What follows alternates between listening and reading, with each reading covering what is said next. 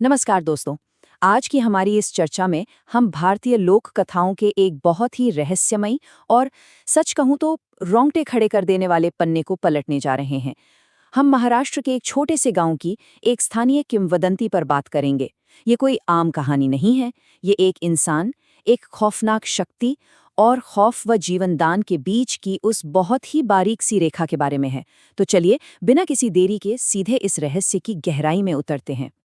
अब जरा सोचिए, क्या एक खौफनाक डायन, जिसे लोक कथाओं में हमेशा बुराई का, डर का प्रतीक माना जाता है, वो किसी इंसान को एक बिल्कुल नया जीवन दे सकती है? अजीब लग रहा है ना सुनकर?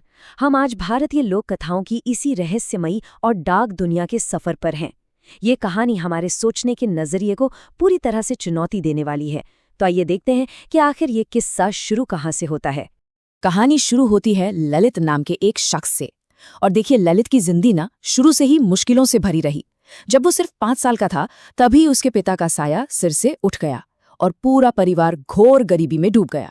फिर जब वो 9 साल का हुआ, तो कांच और लोहे के काम के दौरान एक बहुत ही भयानक दुर्घटना घटी, जिसमें उसका आधा चेहरा बुरी तरह जल गया। अब ये सिर्फ एक शारीरिक चोट नहीं थी, इसने ललित को समाज से पूरी तरह अलग थलग कर दिया।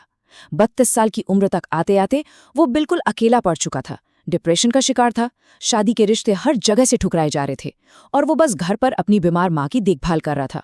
मतलब एक ऐसा इंसान जिसने अपनी जिंदगी में निराशा के अलावा कुछ नहीं देखा था। लेकिन फिर सालों की उस घुटन और उदासी के बाद ललित के बर्ताव में अचानक एक बहुत बड़ा बदलाव आया। जो इंसान कल तक अकेले बैठकर रोता था, दीवारों को ताकता रहता था, वो अचानक से खुशमिजाज हो गया। वो अपने दोस्तों के साथ ताश खेलने लगा, घुलने मिलने लगा और सबसे अजीब बात, उसने खुद ही शादी के प्रस्तावों को खुशी खुशी ठुकराना शुरू कर दिया। ये बदलाव इतना अचानक और गहरा था कि उसके दोस्तों का तुरंत माथा ठनका। उन्हें लग गया कि भाई कुछ तो बहुत अजीब चल रहा है। जाहिर है, दोस्तों को शक हुआ कि ललित शायद किसी लड़की से छिपकर मिल रहा है, तो उन्होंने सच्चाई का पता लगाने की ठानी। उन्होंने रात के अंधेरे में ललित का पीछा करना शुरू किया और आप यकीन नहीं मानेंगे, ललित घने जंगल की ओर जा रहा था। अब खुद सोचिए, एक ऐसा इंसान जो दिन के उजाले में लोगों से कतराता था, वो रात के सन्नाटे में जंगल के बिल्कुल बीचों बीच क्या कर रहा था? इस जासूसी ने एक ऐसे रहस्य से पर्दा उठाया जिसकी किसी ने सपने में भी कल्पना नहीं की थी। जंगल में काफी अंदर जाने के बाद दोस्तों ने जो नजारा देखा, वो सच में हैरान कर देने वाला था। घने और अंधेरे जंगल में पत्थरों को साफ करके बनाई गई एक जगह पर ललित बैठा था, लेकिन वो अकेला नहीं था। दोस्तों ने देखा कि वहां एक महिला भी बैठी थी और उसकी सुंदरता, मतलब आस पड़ोस के किसी गांव में वैसी सुंदरता किसी ने नहीं देखी थी। एकदम चमकता हुआ चेहरा, बेदाग सफेद कपड़े। दोस्तों के तो होश ही उड़ गए। उन्हें समझ ही नहीं आ रहा था कि इतनी खूबसूरत महिला इस अंधेरे डरावने जंगल में आधी रात को ललित के साथ आखिर कर क्या रही है। खैर, दोस्तों ने तो आपस में तय कर लिया कि भाई ललित खुश है तो हमें उसके मामले में दखल नहीं देना चाहिए। बात यहीं खत्म हो जाती। लेकिन कहानी में असली मोड़ तब आता है जब गांव के एक अमीर और रसूखदार जमींदार की एंट्री होती है। ये जमींदार खुद ललित के लिए एक रिश्ता लेकर आया था, जिसे ललित ने मुस्कुराते हुए ठुकरा दिया। अब जमींदार, जो अपने पैसे और रुतबे के नशे में चूर था, उसे ये बात बिल्कुल हजम नहीं हुई। उसे शक हो गया कि दाल में कुछ तो काला है। अब ये जमींदार तो ठहरा अड़ियल। अपनी इसी जिद में उसने पूरी स्थिति बिगाड़ कर रख दी। सबसे पहले उसने ललित के उन्हीं 3 दोस्तों को पैसों और कर्ज की धौंस देकर ब्लैकमेल किया और उन्हें मजबूर कर दिया कि वो उसे उस रहस्यमयी जगह तक लेकर जाएं।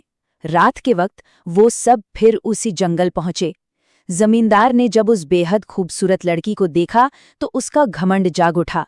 उसे लगा कि उसके पैसे और रुतबे के सामने ये लड़की ललित को छोड़कर तुरंत उसके पास आ जाएगी, और इसी अकड़ में वो उन दोनों को अलग करने के लिए बहुत ही आक्रामक तरीके से आगे बढ़ गया।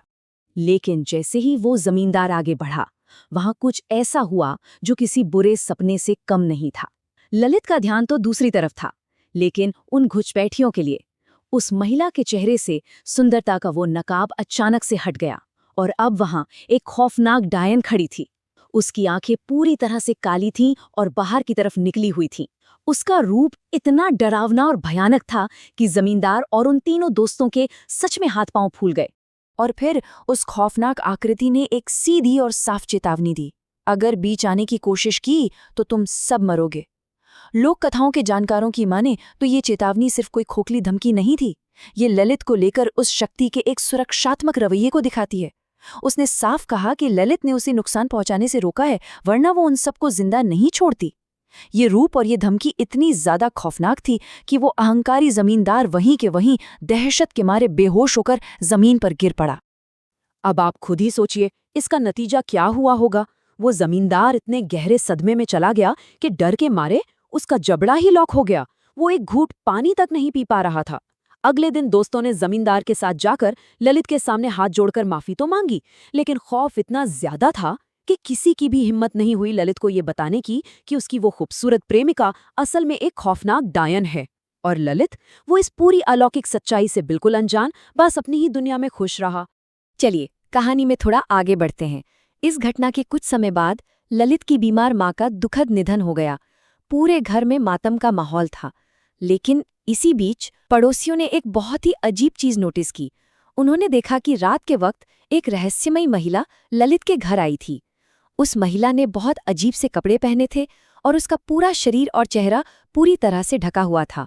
वो आई, ललित से अकेले में मिली और फिर चुपचाप वहां से चली गई। और इसी मुलाकात के बाद एक ऐसा सवाल खड़ा हुआ जिसने सबके होश उड़ा दिए, क्योंकि माँ के अंतिम संस्कार के ठीक एक हफ्ते बाद ललित अचानक से कहीं गायब हो गया। वो अपने घर का एक भी सामान साथ नहीं ले गया।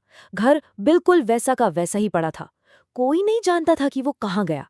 तो क्या उस डायन ने ललित का शिकार कर लिया? गांव वालों के मन में बस यही एक खौफनाक सवाल गूंज रहा था। अब गांव वाले भी कहाँ शांत बैठने वाले थे।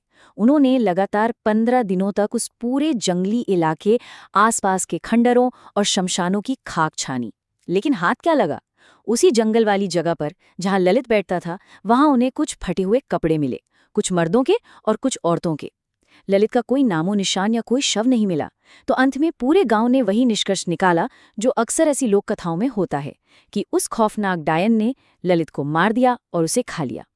कहानी यहीं खत्म होती हुई महसूस हुई। लेकिन क्या कहानी सच में यहीं खत्म हो गई?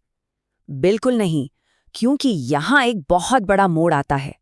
समय का पहिया घुमा और देखते ही देखते पूरे 16 साल बीत गए।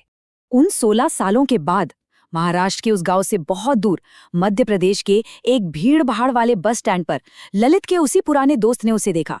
और जो नज़ारा उसने देखा ना, वो पूरी तरह से विज्ञान और तर्क से परे था। ललित की उम्र अब 48 साल होनी चाहिए थी, लेकिन वो लगभग 25 साल का एक स्वस्थ और युवा इंसान दिख रहा था। बचपन के वो भयानक जलने के निशान उसके चेहरे से पूरी तरह गायब हो चुके थे। त्वचा एकदम चमक रही थी। वो अपनी गोद में एक छोटा बच्चा लिए हुए था और एक परिवार के साथ यात्रा कर रहा था। जैसे ही ललित ने अपने पुराने दोस्त की आवाज सुनी, वो घबरा गया और तुरंत उस भीड़ में कहीं गायब हो गया। जब ये बात उड़ते उड़ते वापस गांव पहुंची तो सब सन्न रह गए, और यहीं से लोक कथाओं का वो मशहूर जीवित डायन का सिद्धांत सामने आता है। गांव वालों ने मान लिया कि शायद वो डायन कोई भटकी हुई प्रेत या आत्मा नहीं थी, बल्कि तंत्र मंत्र और काले जादू की जानकार एक जीवित महिला थी, और उसने अपनी इन शक्तियों का इस्तेमाल ललित को मारने के लिए नहीं, बल्कि उसके जख्मों को भरने, उसे फिर से जवान बनाने और उसे एक बिल्कुल नया खुशहाल जीवन देने के लिए किया था। एक ऐसा जीवन जहां उसे उसके जले हुए चेहरे की वजह से कभी नकारा नहीं गया। और दोस्तों, यही बात हमें आज की इस चर्चा के सबसे गहरे और सोचने पर मजबूर कर देने वाले सवाल पर लाकर खड़ी कर देती है। एक ऐसी दुनिया में जहां खुद को सभ्य कहने वाले इंसानी समाज ने ललित को उसके रूप रंग की वजह से ठुकरा दिया, उसे डिप्रेशन में धकेल दिया, वहीं एक तथाकथित डरावने दानव ने उसे अपनाया, उसकी रक्षा की और उसे एक नया जीवन दिया। तो क्या असली दानव हमेशा वही होते हैं जिन्हें लोक कथाएं और समाज दानव बताते हैं, या कभी-कभी भयंकर चेहरों के पीछे एक ऐसा रूप भी छिपा होता है जो हमारे सारे दर्दों को मिटा सकता है? आज के इस विश्लेषण में बस इतना ही। इसी गहरे विचार के साथ मैं आपसे विदा लेती हूँ। हमारे साथ जुड़ने के लिए आपका बहुत बहुत धन्यवाद।